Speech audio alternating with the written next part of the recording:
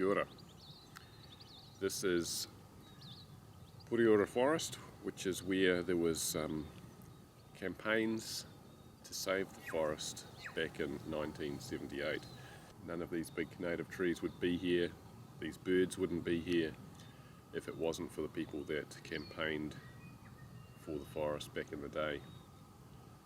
So anyway, I'm having my coffee. I didn't bring a cup, that's one thing I forgot. So out of the billy's all good. Second one brewing already. Wow. Anyway, breakfast is a muesli bar and I'll go exploring very soon. Cheers. So this is one of the actual trees that was involved in the protest. One of the protesters spent several days up in this tree. The loggers couldn't find him, yet the media could somehow. Anyway, magnificent tree. As you saw before, there's quite a few pine trees around. Just on the other side of that track where I'm camping is pine forest, so it's only, I don't know, between 30 and 50 metres between this tree and that track.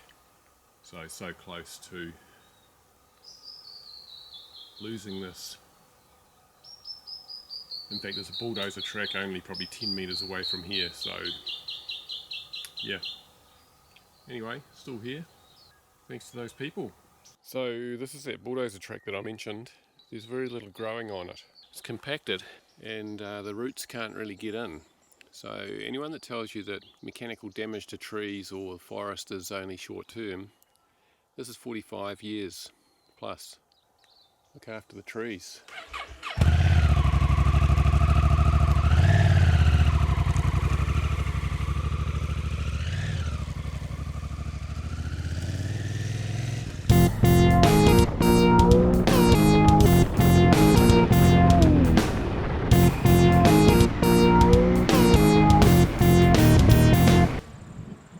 This is the Turakina Valley.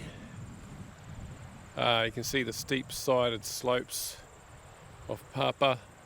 Really crumbly and it's really slippery too. It drops away, sheer banks like that. Kowhai trees here, or kowhai, down these ways. It's still in the Turakina Valley, and as you can see, maybe my idea to kayak the river. I have come unstuck about there. Well, I only just stopped, like literally a minute up the road, but I just went past this corner and I couldn't not stop again because it's just magnificent. Sheesh.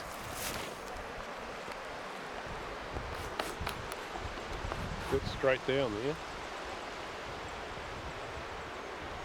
Massive cliff there. That's Old Man's Beard, which is a noxious, weedy one.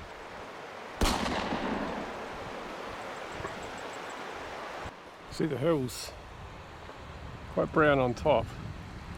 Much had a drier summer than we did in Waikato, but also they wouldn't carry much grass, I wouldn't think, because the soil's so thin. Oh, there's actually a beech tree there too.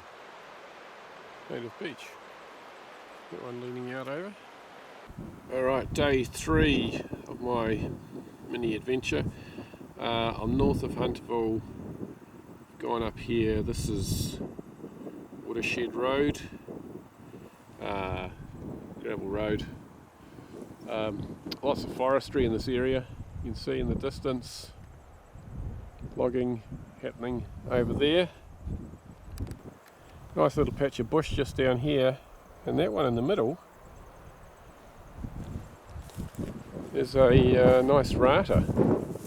However, a lot of the dead trees around it, I'm assuming, are probably also rata, and the possums have got them.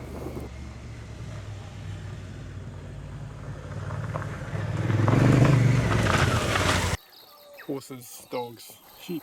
Awesome. So I'm going to be riding through that. So I imagine it's a big mob because it's basically graded the road. Should be good.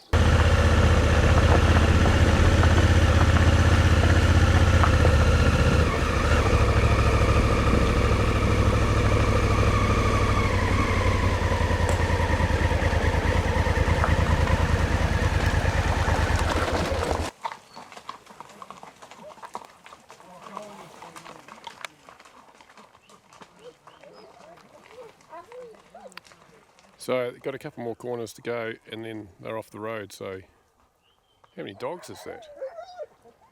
It's a shepherd's life.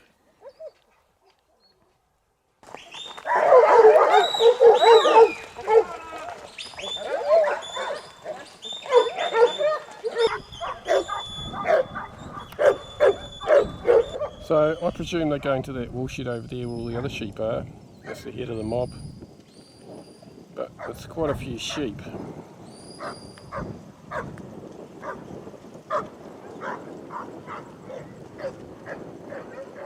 I lost count of the dogs. I got to about a dozen and they were all moving around so much that it's hard to keep counting after that.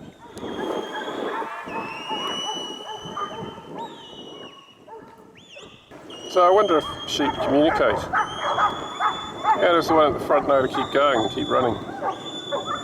Maybe if I was a sheep I'd just stop, make all the others stop. Maybe that's not why I'm not a sheep. Maybe that's just that sense of rebellion in me.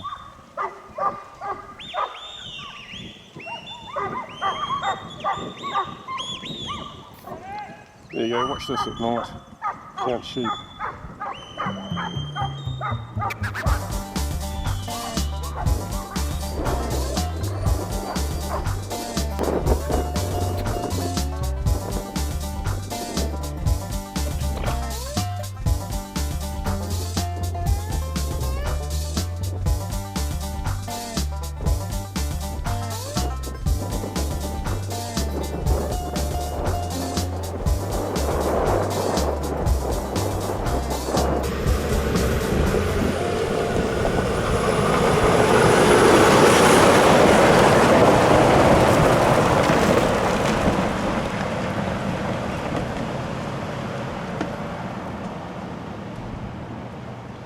So that's what you got to look out for on these roads.